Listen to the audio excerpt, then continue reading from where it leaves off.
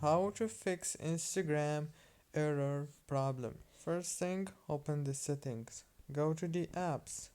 When you open the apps manager now, all what you wanna do is wait a few seconds. After that, scroll all the way down until you find the Instagram app.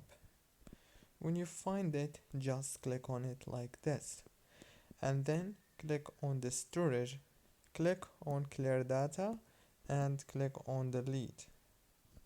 Go back, click on the power usage details, click down here on force stop and disable the power consumption alert and enable it again. And now go to the Play Store or the App Store if you have iPhone. Search for Instagram and click on update. Don't forget to like, subscribe.